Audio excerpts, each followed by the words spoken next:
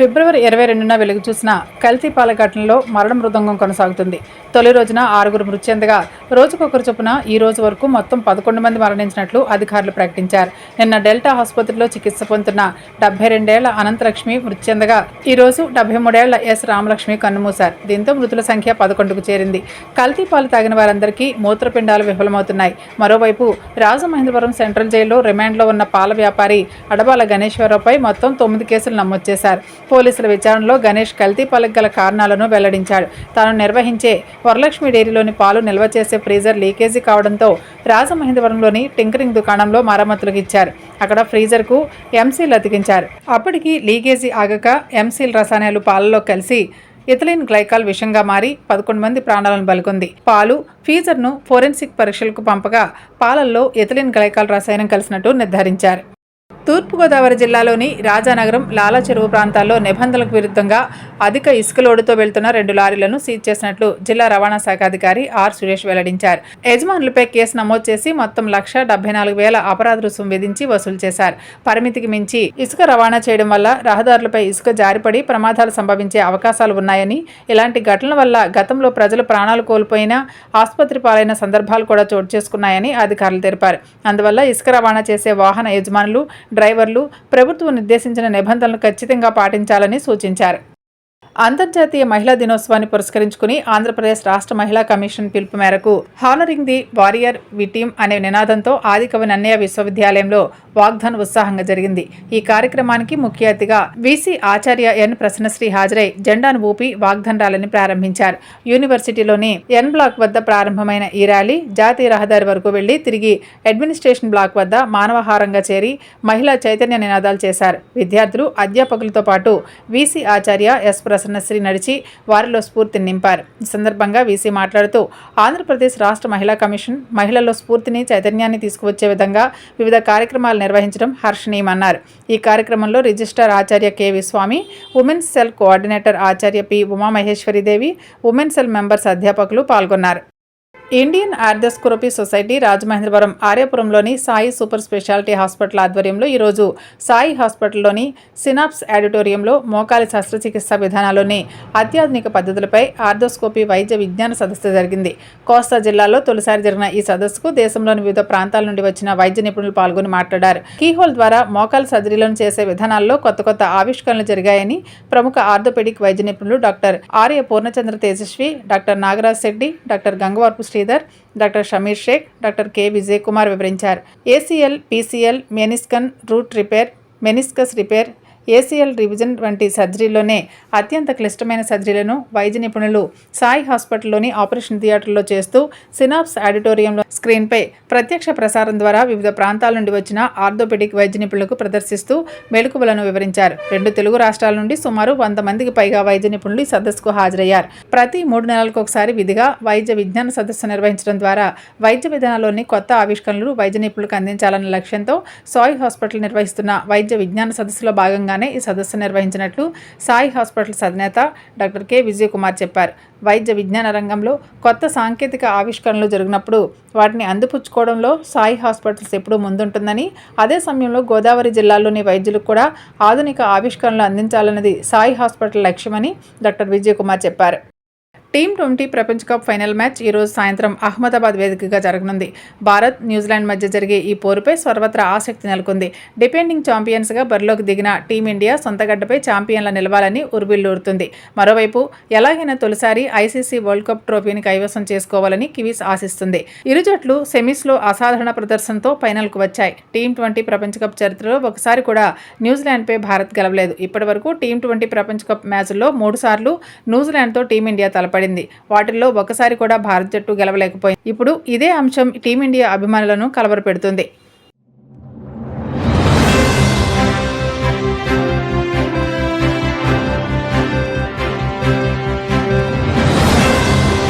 నమస్కారం. CCC digital 230 PM న్యూస్కు స్వాగతం. సిసిసి మహిళా ప్రేక్షకులందరికీ మహిళా దినోత్సవ శుభాకాంక్షలు. ముందుగా ముఖ్యాంశాలు. పల్లె పండుగ కింద రాష్ట్రంలో 4,000 కిలోమీటర్ల మేరకు సీసీ, బీటీ రోడ్లు వేశామన్న మంత్రి నాదెండ్ల. మ్యాజిక్ డ్రైన్ల నిర్మాణాన్ని రాష్ట్రమంతటా చేపడతామని వెల్లడి.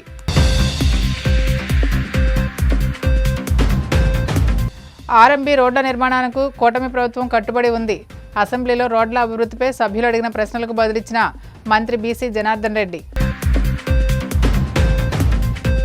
ప్రపంచ స్థాయి వినోద సౌకర్యాలు, థీమ్ పార్కుల ఏర్పాటుకు కూటమి ప్రభుత్వం పూర్తి సహకారం అందిస్తుంది. పర్యాటక శాఖ మంత్రి కందుల దుర్గేష్ స్పష్టీకరణ. చంద్రబాబు తన బినామీల లంచర్లకు 99 పైసలకే భూములు కట్టబెడుతున్నారు. తీవ్ర స్థాయిలో విమర్శలు గుప్పించిన వైసీపీ ఎమ్మెల్సీ వరదు కళ్యాణి. రాష్ట్రంలో పల్లె పండుగ కింద 4000 కిలోమీటర్ల మేరకు సీసీ, బీటీ రోడ్లు వేశామని మంత్రి నాదెండ్ల మనోహర్ తెలిపారు. రాష్ట్రంలో పల్లె పండుగ 2.0ని ప్రభుత్వం ప్రారంభించిందా, నిధులు ఎంత కేటాయించారన్న విషయమై ఎమ్మెల్యే కొణదల రామకృష్ణ అడిగిన ప్రశ్నలకు డిప్యూటీ సీఎం పవన్ కళ్యాణ్ తరపున మనోహర్ బదులిచ్చారు. రోడ్లతో పాటు డ్రైనేజ్ వ్యవస్థను మెరుగుపరిచేందుకు ప్రభుత్వం ప్రణాళిక సిద్ధం చేసిందన్నారు. మ్యాజిక్ డ్రైన్ల నిర్మాణాన్ని రాష్ట్రమంతటా చేపడతామన్నారు. 20 కంటే ఎక్కువ పనులకు అనుమతులిచ్చే అంశాన్ని పరిశీలిస్తామన్నారు. కొణదల రామకృష్ణ గారు క్షేత్రస్థాయిలో ఉన్న వాస్తవ పరిస్థితులు, ఏ విధంగా ఒక మార్పు కోసం గ్రామీణ ప్రాంతాల్లో మన ప్రభుత్వం వచ్చినాక చేపట్టిన చర్యల గురించి చాలా చక్కగా వివరించారు. అధ్యక్ష చాలా గర్వంగా నేను చెప్పగలుగుతున్నాను. ఈ పల్లె పండుగ ఒకటి కింద అంటే మన ప్రభుత్వం వచ్చిన తర్వాత 4000 కిలోమీటర్లు సీసీ రోడ్లు, బీటీ రోడ్లు మనం వేయగలిగాం అధ్యక్ష. ఈరోజు రాష్ట్రంలో మొదటి సంవత్సరంలో. రెండో సంవత్సరంలో ప్రస్తుతం జరుగుతున్న కార్యక్రమంలో ఇప్పటి వరకు దాదాపు 1594 కిలోమీటర్లు సీసీ రోడ్లు కానివ్వండి, బీటీ రోడ్లు కానీ మనం ఈరోజు రాష్ట్ర వ్యాప్తంగా వేసుకోగలిగాం అధ్యక్ష. సైడ్ కాలువల గురించి చెప్పారు అధ్యక్ష. దీని గురించి కూడా ఉప ముఖ్యమంత్రి గారు పవన్ కళ్యాణ్ గారు ప్రత్యేకంగా దృష్టి సారించి ఒక వినూత్నమైన కార్యక్రమం పైలట్ ప్రాజెక్టుగా మ్యాజిక్ డ్రైన్స్ అని టేకప్ చేశారు అధ్యక్ష. పైలట్ ప్రాజెక్ట్ కింద ఇప్పటి వరకు రాష్ట్రంలో 28.31 కిలోమీటర్లు పూర్తి చేసుకోగలిగాం. అది చాలా చోట్ల సక్సెస్ఫుల్ అయింది అధ్యక్ష. ఆ మోడల్ని ఇతర జిల్లాల్లో కూడా తీసుకెళ్లే విధంగా అక్కడున్న సిబ్బందిని మన ఇంజనీరింగ్ డిపార్ట్మెంట్ నుంచి వాళ్ళు కూడా అటువంటి నైపుణ్యం వచ్చేటట్టు ప్రక్రియ చేపడుతున్నాం అధ్యక్ష. జల్ జీవన్ మిషన్ గురించి చెప్పారు అధ్యక్ష. ఈ ప్రశ్నకు సంబంధం కాకపోయినా నేను సమాధానం చెప్పగలుగుతాను. ఎందుకంటే వాస్తవంగా గత ప్రభుత్వం ఎంత నిర్లక్ష్యంగా వ్యవహరించారో రాష్ట్ర ప్రజలకి అందించాల్సిన తాగునీటి పైన మనందరం కూడా తెలుసుకోవాలి అధ్యక్ష. 13,300 కోట్ల రూపాయలు మనకి కేంద్ర ప్రభుత్వం నుంచి జల్ జీవన్ మిషన్ కింద శాంక్షన్ చేస్తే ఉపయోగించుకోలేకపోయారు అధ్యక్ష. రాష్ట్రానికి అందించాల్సిన వాటా కూడా అందించకుండా కేవలం 2,200 కోట్ల రూపాయలతోటి వీళ్ళు తూతు మంత్రంగా అది కూడా ఒక సంవత్సరం ముందు చేపట్టి రాష్ట్రానికి తీవ్రమైన నష్టం కలిగించారు అధ్యక్ష. కేంద్ర ప్రభుత్వం నుంచి ఈ వేతనాల విషయంలో మనకు వచ్చేది 100% వస్తుంది అధ్యక్ష. ఈ జాతీయ ఉపాధి హామీ పథకం కింద ఎక్కడైతే మనకి మెటీరియల్ పేమెంట్ ఉందో ఆ కాంపోనెంట్ 75%, 25% రేషియోలో ఉంటుంది అధ్యక్ష. కాబట్టి గౌరవ సభ్యులు చెప్పినట్టు, అదేవిధంగా సోమిరెడ్డి గారికి చెప్పినట్టు అధ్యక్ష, విబీజీ రామ్జీ గైడ్ లైన్స్ ఇంకా పూర్తిగా రాలేదు అధ్యక్ష. అందువల్ల కూడా కొంచెం జాప్యం జరుగుతుంది పేమెంట్ విషయంలో కానివ్వండి. గౌరవ సభ్యులు చెప్పినట్టు ఒక గ్రామంలో ఒక పంచాయతీలో 20 కన్నా ఎక్కువ వర్కులు టేకప్ చేయకూడదు అనేది ఒక కొత్త నిబంధన అధ్యక్ష. దీనికి మన్రేగా కింద ఉన్న సాఫ్ట్వేర్ అప్డేట్ చేయాల్సిన సందర్భం ఉంది.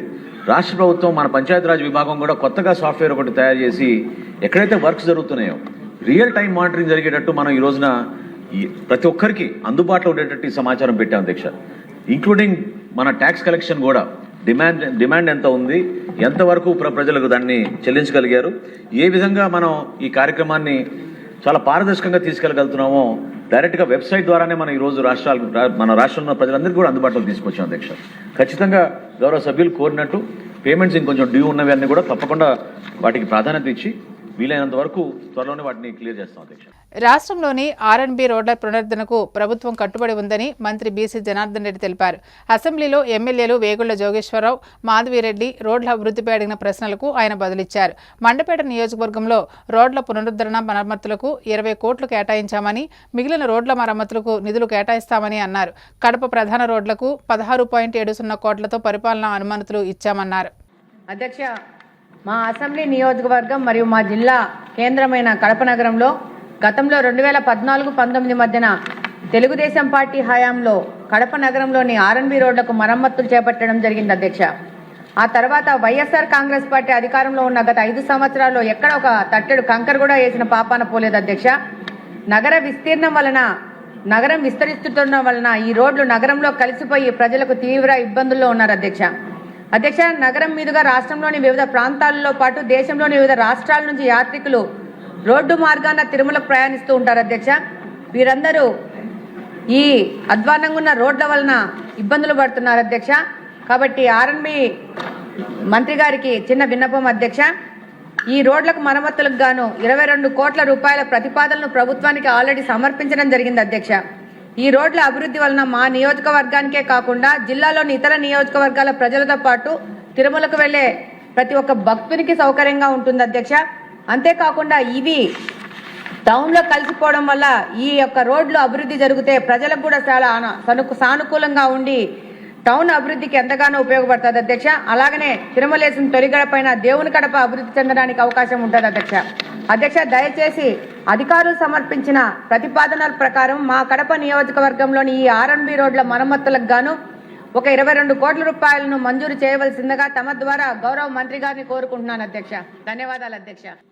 జోగేశ్వరరావు గారు చెప్పినట్టు గత ప్రభుత్వంలో ఉన్నట్టు కూడా డీమ్డ్ కింద క్యాన్సిల్ చేసి చాలా రోడ్లు కూడా వేయకపోవడం వల్లనే ఈరోజు ఈ యొక్క మాకన్నిటి కూడా ఆర్ఎండ్బి డిపార్ట్మెంట్ నిర్వీర్యం చేయడం జరిగింది అధ్యక్ష.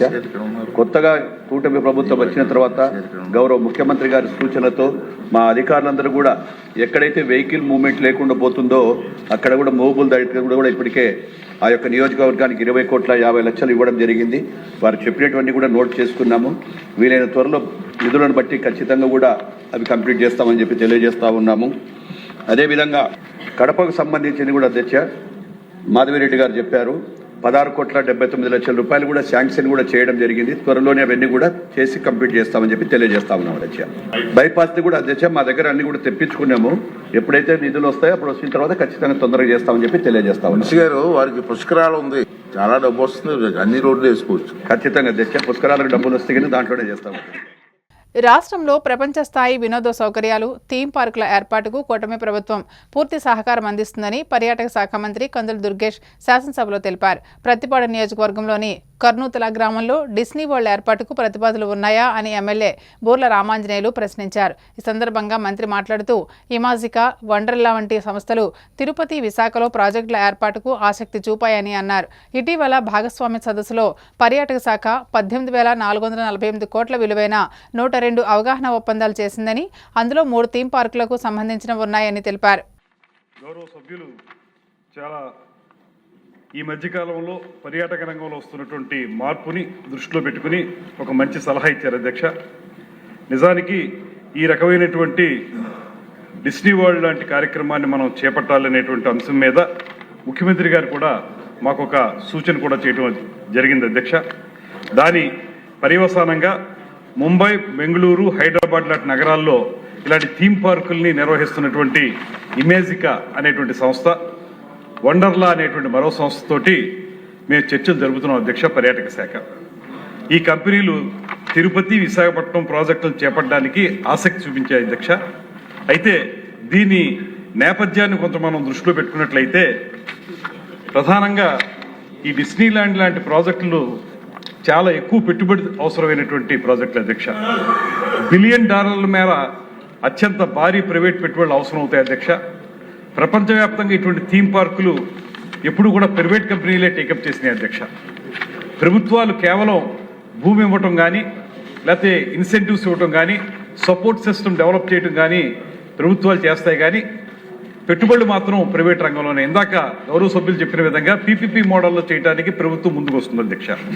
దాని ప్రకారమే 2024-29 మన పర్యాటక విధానం ఏదైతే ఉందో దాని ప్రకారంగా ఎలాంటి ప్రాజెక్టులు కానీ, 5 స్టార్ హోటల్స్ కానీ, ఇతరత్ర పర్యాటక రంగానికి సంబంధించినటువంటి కార్యక్రమాలను చేపట్టడానికి, ప్రోత్సహించడానికి కూడా ప్రభుత్వం అనేక రాయితీలను ప్రకటించింది అధ్యక్ష.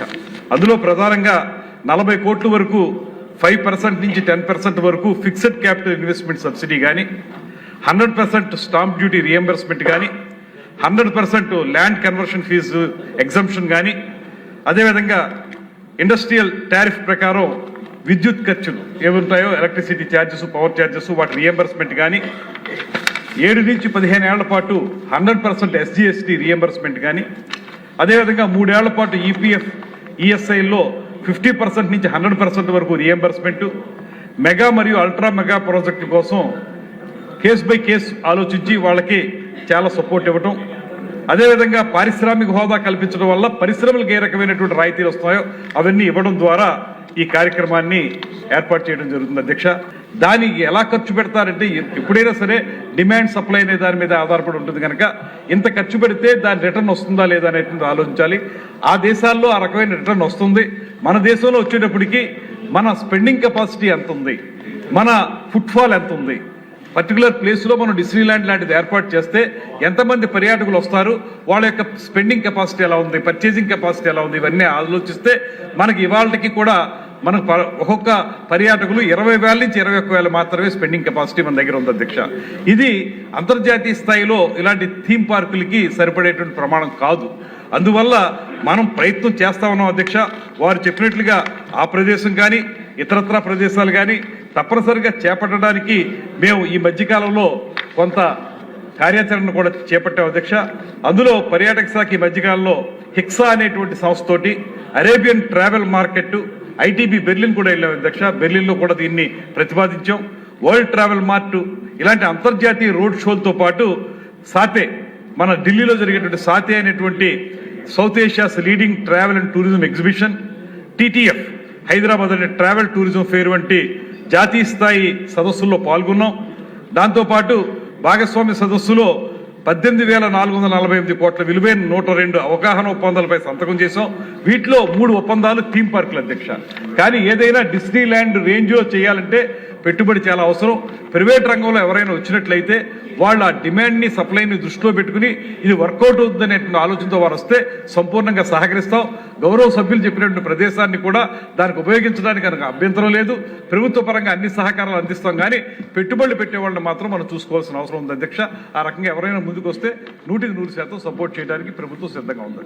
గీతం యూనివర్సిటీ కబ్జా చేసిన భూములను ప్రభుత్వం వెంటనే స్వాధీనం చేసుకోవాలని, వాటి రెగ్యులరైజేషన్ ప్రక్రియను తక్షణమే నిలిపివేయాలని YCP MLC Varudu Kalyani demand చేశారు. అసెంబ్లీ మీడియా పాయింట్ వద్ద ఆమె మాట్లాడుతూ కోట్ల రూపాయల విలువైన ప్రభుత్వ భూములను కబ్జా చేసిన వారికి రక్షణ కల్పించే విధంగా ప్రభుత్వం వ్యవహరిస్తుందని ఆరోపించారు. చంద్రబాబు తన బేనామీలను అనుచరులకు 99 పైసలకు భూములు కట్టబెడుతున్నారని విమర్శించారు. సుమారు 5,000 కోట్ల విలువైన భూములను తన కుటుంబ సభ్యులకు కట్టబెట్టే ప్రయత్నం జరుగుతుందని పేర్కొన్నారు. పేదలు చిన్న చిన్న గుడిసెలు వేసుకున్నా, బడ్డీ కొట్లు పెట్టుకున్నా ప్రొక్లైన్లతో కూల్చివేస్తున్న ప్రభుత్వం పెద్దలు చేసిన భూ కబ్జాల విషయంలో మాత్రం చర్యలు తీసుకోవడం లేదని మండిపడ్డారు. ఎన్నికల్లో ఎన్నో హామీలు ఇచ్చి అధికారంలోకి వచ్చిన వీళ్ళు ఇప్పటికి 3 బడ్జెట్లు పూర్తయినా కూడా ఏ ఒక్క హామీ కూడా సక్రమంగా అమలు చేయని పరిస్థితి మనం చూస్తూ ఉన్నాం. ఈ 3వ బడ్జెట్ ద్వారా ఈరోజు రైతులను మోసం చేశారు, మహిళలు మోసం చేశారు, నిరుద్యోగులు మోసం చేశారు, ఉద్యోగులు మోసం చేయడం జరిగింది, విద్యార్థుల్ని మోసం చేయడం జరిగింది. అన్ని వర్గాల ప్రజలను కూడా నెట్ట నిలువుగా మోసం చేసిన పరిస్థితి మనం చూస్తూ ఉన్నాము. ముఖ్యంగా అన్నదాతల సంగతి, రైతాంగం సంగతి తీసుకుంటే ఈరోజు ఈ బడ్జెట్ ద్వారా రైతులు నిజంగా తీవ్రమైన నిరాశకు గురయ్యారు. ఈ కూటమి ప్రభుత్వం అధికారంలోకి వచ్చాక రైతాంగం నిజంగా దిక్కు తోచని పరిస్థితిలో ఉంది. ఎందుకంటే గతంలో జగన్మోహన్ రెడ్డి గారు పరిపాలన ఎలా ఉండేదంటే ఎంఎస్ స్వామినాథన్ తాలూకా సిఫార్సుల్ని అమలు చేసిన రైతు పక్షపాత ప్రభుత్వంగా జగనన్న పాలన ఉంటే ఈరోజు కనీసం ఎంఎస్పి ధర కూడా లేక రైతులు ఆత్మహత్య చేసుకునే పరిస్థితిలో ఈరోజు రైతు పక్షపాత ప్రభుత్వంగా ఈ కూటమి పాలన సాగుతూ ఉండే పరిస్థితి. ఎందుకంటే ఈరోజు తీసుకుంటే ఈ రాష్ట్రంలో అన్నం పెట్టే అన్నదాతలకు అన్నం దొరక్క ఆత్మహత్యలు చేసుకుంటున్నారు. వివిధ కారణాలతో రోజుకి 8 మంది రైతులు, రైతు కూలీలు ఈరోజు ఈ రాష్ట్రంలో ఆత్మహత్యలు చేసుకునే పరిస్థితి నెలకొని ఉంది. ఎంత దారుణమైన పరిస్థితులు. అసలు ఈ 20 నెలల పాలన గురించి రైతులకు ఏం చేశారు అని ఆలోచిస్తే రైతులకేమో అన్నదాతల ఆత్మహత్యలు, అలాగే రైతు కూలీల బలవన్మరణాలు, కౌలు రైతుల ఆర్తనాదాలు, గిట్టుబాటు ధరలు లేక ఆకలి కేకలు, యూరియా బస్తా కూడా దొరకకుండా వేతలు పడే పరిస్థితి మనం చూస్తూ ఉన్నాము. అసలు ప్రకృతి విపత్తుల కంటే ప్రభుత్వ విపత్తుల వల్లనే రైతులు ఎక్కువగా ఈరోజు నష్టపోయిన పరిస్థితిని కూడా మనం చూస్తూ ఉన్నాము. ఆ రోజు జగన్మోహన్ రెడ్డి గారి పాలన స్వర్ణయుగంలా ఉంటే ఈరోజు ఈ కూటమి పాలన కర్మయుగంగా ఉండే పరిస్థితి. రైతులకి ఎలాగూ వీళ్ళు ఆదుకోవట్లేదు, అండగా ఉండట్లేదు.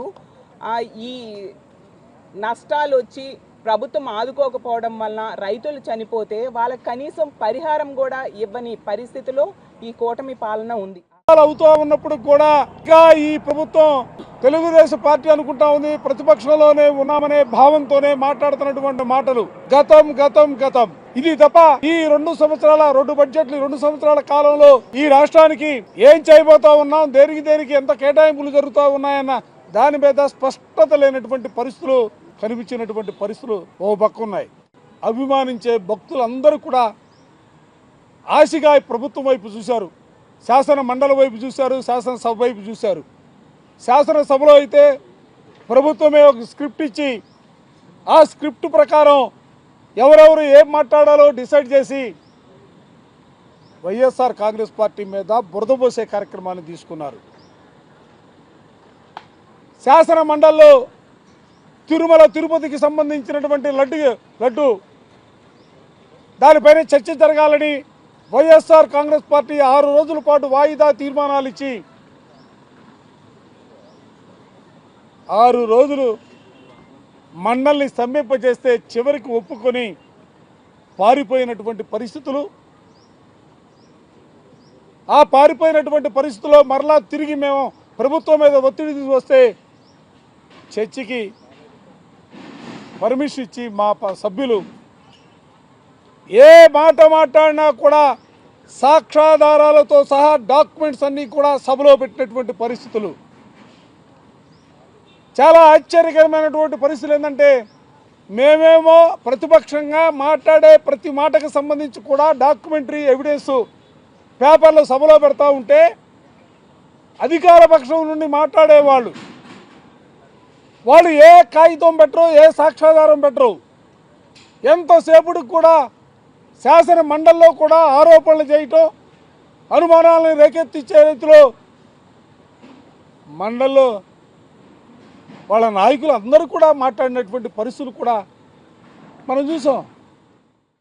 మండల లీగల్ సర్వీసెస్ ఆధ్వర్యంలో కాకినాడ కలెక్టరేట్ కార్యాలయంలో లీగల్ ఎయిడెడ్ క్లినిక్ను 3వ అదనపు జిల్లా న్యాయమూర్తి జి ఆనంది జాయింట్ కలెక్టర్ అపూర్వ భారత్తో కలిసి లాంఛనంగా ప్రారంభించారు. ఈ సందర్భంగా ఆమె మాట్లాడుతూ ఆర్థికంగా బలహీన వర్గాల ప్రజలకు న్యాయ సేవలు సులభంగా అందుబాటులోకి తీసుకురావాలనే ఉద్దేశంతో లీగల్ ఎయిడెడ్ క్లినిక్ ఏర్పాటు చేయడం జరిగిందన్నారు. ప్రజలకు అవసరమైన న్యాయపరమైన సలహాలు సూచనలు తెలియజేయడంలో లీగల్ ఎయిడెడ్ క్లినిక్ కీలకమైన పాత్ర పోషిస్తాయని ఆమె తెలిపారు.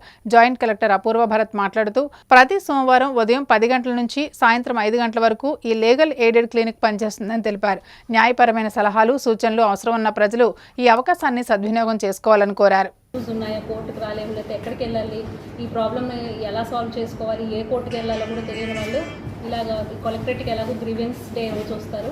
వాళ్ళకి లీగల్ రిలేటెడ్ ఇష్యూస్ ఏమన్నా ఉంటే ఇక్కడ మా ప్యానల్ అడ్వకేట్స్ ఉంటారు, వాళ్ళని సంప్రదిస్తే వాళ్ళు అడ్వైజ్ ఇస్తారు. వాళ్ళ ప్రాబ్లమ్కి ఎలాంటి సొల్యూషన్ కావాలి, ఏ కోర్టుకి వెళ్తే వాళ్ళకి ఏ కేసు వేస్తే క్రిమినల్ కేసా సివిల్ కేసా, ఏ కేసు వేస్తే ప్రాబ్లమ్ సొల్యూషన్ అవుతుందో వాళ్ళు అడ్వైజ్ ఇస్తారు. అలాగే కొంచెం పేదవాళ్ళు కానీ ఎవరైనా ఎఫోర్డ్ చేసుకోలేదు, కౌన్సిల్ పెట్టుకోలేని వాళ్ళకి ప్రీ లీగల్ ఎయిడ్ కూడా ఎక్స్టెండ్ చేస్తారు.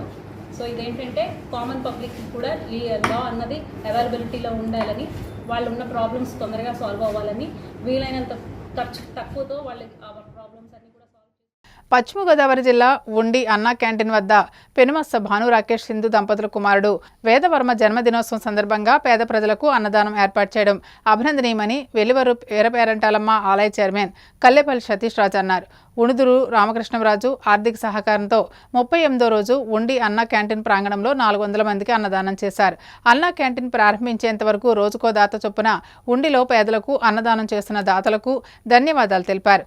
ఈ కార్యక్రమంలో టీడీపీ మండల అధ్యక్షుడు కరిమొరక నాగరాజు, మండల మాజీ అధ్యక్షుడు కరిమొరక శ్రీనివాస్, జడ్పీటీసీ మాజీ సభ్యుడు కాగిత మహంకాళి, చెరుకువాడ గ్రామ పార్టీ అధ్యక్షుడు బుజ్జి వెంకటాచార్యులు, కర్రి శ్రీను తదితరులు పాల్గొన్నారు. రోజు ఉండి నియోజకవర్గం ఉండి గ్రామంలో అన్నా క్యాంటీన్ పార్క్ దగ్గర 39 రోజుల నుంచి అన్నదానం జరుగుతుంది. ఈరోజు పెనుమిచ్చ భాను రాకేష్ సింధు దంపతుల కుమారుడు వేదవర్మ గారు పుట్టినరోజు సందర్భంగా వారి తాతగారు ఉందూరి రామకృష్ణరాజు గారు ఈరోజు 450 మంది నుంచి 500 మంది దాకా భోజనం ఏర్పాటు చేయడం జరిగింది. రఘురామకృష్ణరాజు గారు అన్నా క్యాంటీన్ పార్క్ ఓపెన్ రోజునే అన్నా క్యాంటీన్ ఓపెన్ అయ్యేదాకా కూడా ప్రతిరోజు కూడా ఈ క్యాంటీన్లో పేదలకు భోజనం ఏర్పాటు చేయాలని ఆయన సంకల్పం. దానికి తగ్గట్టు దాతలు కూడా సహకారంతో ఇక్కడ ప్రతిరోజు కూడా దిగ్విజయంగా ఇక్కడ కార్యక్రమం జరుగుతుంది. అలాగే రామకృష్ణరాజు గారు అప్పుడే ఇది 3వసారి ఇక్కడ భోజనాలు ఏర్పాటు చేయటం చాలా సంతోషం. పేదల ఆశీస్సులు ఆయనపై ఉండాలని, అలాగే దీని సంకల్పం తలపెట్టిన రఘురామకృష్ణరాజు గారికి పేదల ఆశీస్సులు అన్నీ కూడా ఉండి ఆయన ఉండి నియోజకవర్గాన్ని మరింత అభివృద్ధి చేయాలని, ఆయనకు అందరి ఆశీస్సులు ఉండాలని మనస్ఫూర్తిగా కోరుకుంటూ సెలవు తీసుకుంటున్నాం. తిరుమల శ్రీ వెంకటేశ్వర స్వామివారిని ప్రముఖ సినీ నటి రుక్మిణి వసంత్ దర్శించుకున్నారు. వీఐపీ విరామ దర్శన సమయంలో కుటుంబ సభ్యులతో కలిసి స్వామివారి సేవలో పాల్గొని మొక్కులు చెల్లించుకున్నారు.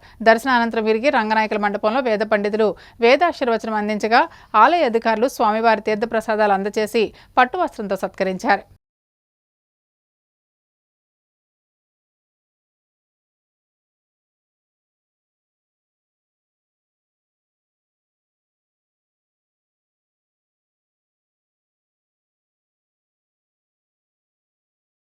వార్తలు ముగించే ముందు ముఖ్యాంశాలు మరోసారి. పల్లె పండుగ కింద రాష్ట్రంలో 4000 కిలోమీటర్ల మేరకు సీసీ బీటీ రోడ్లు వేశామన్న మంత్రి నాదెండ్ల. మ్యాజిక్ డ్రైన్ల నిర్మాణాన్ని రాష్ట్ర మంత్రిగా చేపడతామని వెల్లడి.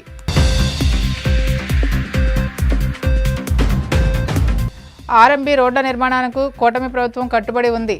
అసెంబ్లీలో రోడ్ల అభివృద్ధిపై సభ్యులు అడిగిన ప్రశ్నలకు బదులిచ్చిన మంత్రి బీసీ జనార్దన్ రెడ్డి. ప్రపంచ స్థాయి వినోద సౌకర్యాలు, థీమ్ పార్కుల ఏర్పాటుకు కూటమి ప్రభుత్వం పూర్తి సహకారం అందిస్తుంది. పర్యాటక శాఖ మంత్రి కందుల దుర్గేష్ స్పష్టీకరణ. చంద్రబాబు తన బినామీల లంచర్లకు 99 పైసలకే భూములు కట్టబెడుతున్నారు. తీవ్ర స్థాయిలో విమర్శలు గుప్పించిన YCP MLC Varudu Kalyani. CCC news సమాప్తం. నమస్కారం.